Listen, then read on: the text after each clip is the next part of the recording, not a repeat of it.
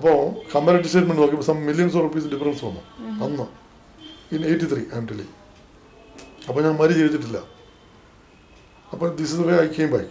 അപ്പോൾ മാനേജ്മെൻറ്റ് പറഞ്ഞു, അത് അവർ തെലുങ്കിലാണ് സംസാരിക്കുന്നത്, ചീഫ് എഞ്ചിനീയറും GM കൂടെ.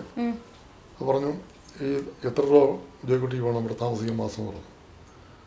സെയിം ഒരു ബാച്ചിലർക്ക് അദ്ദേഹത്തിന് 3500 രൂപ പെർ മന്ത് ചിലവുണ്ടെന്ന് പറഞ്ഞു. അപ്പോൾ അവർ തന്നെ കാൽക്കുലേറ്റ് ചെയ്തു. പറഞ്ഞു 10,000 രൂപ മാസം തന്നേക്കാൻ പറഞ്ഞു. 10,000 per month. Correct. You stay here in Tungur. They are all here still living. Monthly താമസിക്കാൻ ഞങ്ങൾ തരുന്ന ഗിഫ്റ്റാണ്. You are a blessing to my department, to the company എന്ന് പറഞ്ഞ് എന്നോട് റിക്വസ്റ്റ് ചെയ്തു. അങ്ങനെയാണ് ഞാൻ ഇവിടെ തിരിച്ച് താമസിക്കാൻ വന്നത്.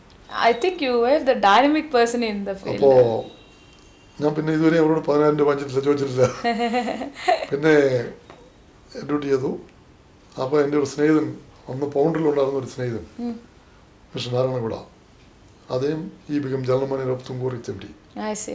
That was in 86.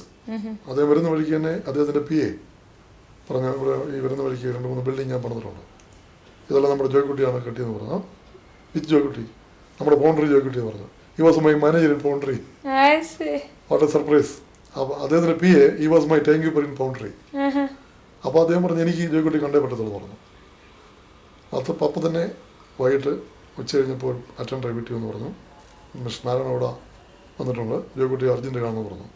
I was actually സിക്ക്, ഹെൽത്ത് സിക്ക്. അപ്പോൾ തന്നെ എഴുന്നേറ്റ് കുളിച്ച് എൻ്റെ സ്വന്തം ജ്യേഷ്ഠം വന്ന പോലെയുള്ള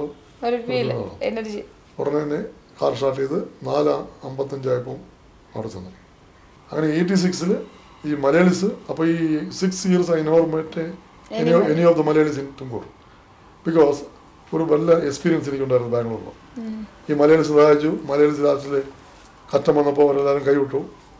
അവരെന്തൊക്കെയോ പറഞ്ഞു ഇവനെ സൈക്കിളിൽ പോകണമെന്ന് കാണണമെന്ന് പറഞ്ഞു. ഈ 3 കാറൊക്കെ വെച്ച് ഡബർ ചെയ്തുകൊണ്ട് മലയാളീസാണല്ലോ കൂടുതലും കയറിയിട്ട്. അവ കാരണം കൊണ്ട് ഞാൻ ഈ നെവർ മറ്റ് ഇനിയും Tumkur I want to be away with them. പക്ഷേ എൻ്റെ കാറ് KLI രജിസ്ട്രേഷൻ ആയിരുന്നു, ഒരു ഇമ്പോർട്ടൻറ്റ് വെഹിക്കിൾ. അത് കാണുമ്പോൾ മലയാളിയാണെന്നറിയാം. 1-2 മലയാളീസ് മാത്രമേ എന്നെ അറിയത്തുള്ളായിരുന്നു. അപ്പോൾ ഇവിടെ ഇൻഫൻ്റ് എന്ന് പറഞ്ഞ് നമ്മുടെ SP ഇൻഫൻ്റ്, അദ്ദേഹം ഇപ്പം ADGP ആണ് ബാംഗ്ലൂരിൽ, top most position in police department, AR infant. അദ്ദേഹം ഇവിടുത്തെ SP ആയിരുന്നു. അപ്പോൾ അദ്ദേഹം എന്നെ വളരെയധികം ആകർഷിച്ചു. ഒരു പ്രോഗ്രാം ചെന്നപ്പോൾ ഈ ഒരു പൊസിഷനിലിരിക്കുന്ന വ്യക്തി എത്രമാത്രം മലയാളീസിനെ സ്നേഹിക്കുന്നുള്ളൂ എന്നുള്ളൊരു കാര്യം എൻ്റെ മനസ്സിൽ ഒരു ഇൻസ്പിറേഷൻ കിട്ടി. അപ്പം I also must restart my association with Malayalis എന്നുള്ള ചിന്ത വന്നു. അങ്ങനെ സമാജത്തിൻ്റെ ഒരു റൂൾസ് കാനൂന് വിരോധമായി തന്നെ എന്നെ ഡയറക്റ്റായിട്ട് പ്രസിഡൻ്റ് ആക്കി വരും. സാധാരണ കേരള സമാജത്തിൻ്റെ ബൈല പ്രകാരം ഒരു എക്സിക്യൂട്ടീവ് വന്ന ആൾ മാത്രമേ, നേരത്തെ ഇരുന്ന ആൾ മാത്രമേ പ്രസിഡൻ്റ് ആവാൻ പാടത്തുള്ളൂ. എന്നെ ഒരു ഡയറക്റ്റായിട്ട് പ്രസിഡൻ്റായിട്ട് നിയമിച്ചു. ഒരു വലിയ ഫംഗ്ഷനിലാണ് അത് അന്ന് എൻ്റെ ചാർജ് എടുത്തത്. That was in 86. ഇന്ന് വരെ ഞാൻ പ്രസിഡൻ്റായിട്ട് കണ്ടിന്യൂ ചെയ്യുന്നു. കഴിഞ്ഞ മാസമായിരുന്നു ഇലക്ഷൻ, അന്നും ഞാൻ തന്നെ പ്രസിഡൻ്റായിട്ട് എല്ലാ മലയാളീസും. I think you are gifted by God, you know, your character and your behavior. അതാണ് നിങ്ങളെ ഈ നിലയ്ക്ക് എത്തിച്ചിരിക്കുന്നത്. തീർച്ചയായിട്ടും. അപ്പോൾ വളരെയധികം ആൾക്കാർ മലയാളീസിന് തന്നെ they are really proud about me. They love me. We are also very proud about you today. നമ്മുടെ ഒരു സ്നേഹനം ഈ 25-24 വർഷം കൊണ്ട് എന്നെ കഴിയുന്ന കാര്യം മലയാളീസിന് വേണ്ടി ഒരുപാട് ചെയ്തിട്ടുണ്ട്. അത് കാരണം ജീവിക്കുന്നു, എൻ്റെ ജീവിതം തന്നെ ഞാൻ പറഞ്ഞല്ലോ എങ്ങനെ തിരിച്ചു കിട്ടുന്നുള്ളത് എനിക്ക് നല്ലപോലെ അറിയാം. അപ്പോൾ പൈസയ്ക്ക് വേണ്ടിയല്ല ജീവിക്കുന്നത്, നമ്മൾ ജീവിക്കുന്ന ഒരു എത്തിക്സിന് വേണ്ടിയാണ്. നമുക്കൊരു അഭിമാനമുണ്ട്.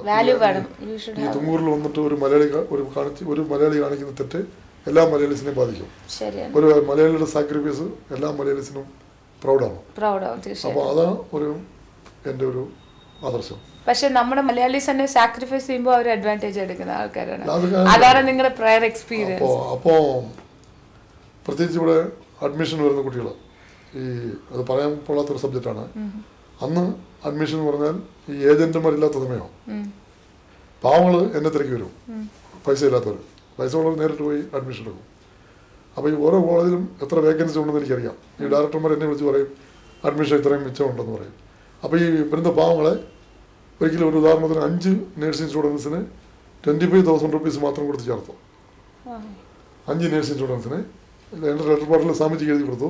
സാമൂഹ്യ കോളേജിലെ 5 പേർക്ക് 25,000 റുപ്പീസിന് തരാനുള്ള ഇതുള്ളൂ.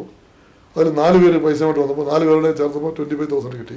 5ാമത്തെ കുട്ടി ഫ്രീ ചേർത്തു. അപ്പോൾ അത് അങ്ങനെ ഒരുപാട്